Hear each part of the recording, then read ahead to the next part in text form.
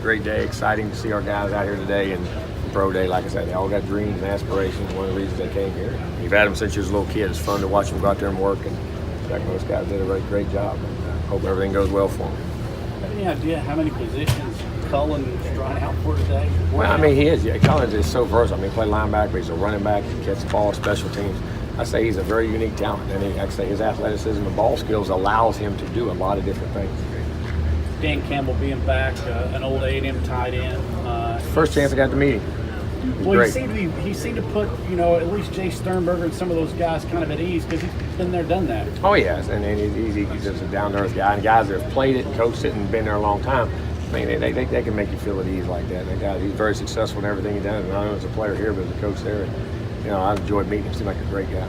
Jimbo, you've coached some successful tight ends. So my question, could you project or even envision that Jace would have a successful career, say, make a Leary or somebody like that? Oh, I did. I mean, as far as his physical abilities. Now, whether you got to get a guy to come and play at this level and do it, and I mean, how quick he picks it up, and that goes back to him as a young. I mean, not only is he blessed athletically, and but listen, you can't find a better kid. I mean, his work ethic, his toughness, his competitiveness.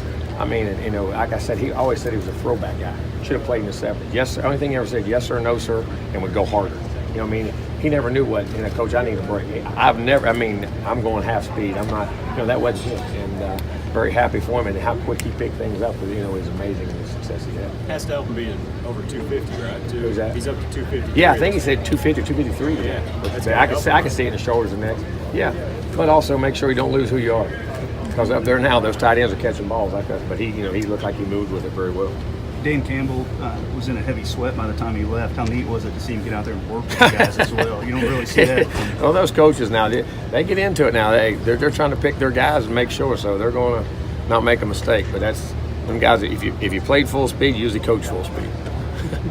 A little bit scary when you see particularly those underclassmen that declared how much better they've gotten, and you've got to replace them now. Yeah, but that's the nature of the beast now. That's the world you're in. I mean, that's what's happening. But yeah, I mean, there's not a lot of guys that do come back like that, and most guys, if they have the chance, they're going to go. But I think it's important to go based off your potential and where you can go in the draft. I think that's the thing you got to be. If I max my value out, how high I'll ever go. If you do that, I think you should go. If you don't, because with the money you leave on the table. But hey, they're all going to be great. I think they're all going to. There's a lot of really good football players out there who do well. What about the guys, Jimbo, that got to do the Senior Bowl and the Combine, and then on top of it all? What does all get to do all three? What does that do for those guys? I mean, you actually, because these drills right here, they're seen if you can play.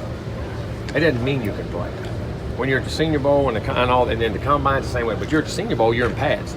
You're playing football. There's a combine guy, and then at the end of the day, they're going back and turn that film on. How'd that guy play? And then you could see, well, maybe he didn't play as well because maybe he's deficient here, or he's really good here. Why didn't he play as good? Or he had it all and he played with it all. You know what I mean? So I think the guys that got to do all those when they got into the pads, and it's you never know a guys like us out here. I say when I recruit a guy, we have him in camp. Well, I think he's going to be good, but till you ever put him on the field with a helmet and pads, you never know. And I think the guys that got that opportunity is even better.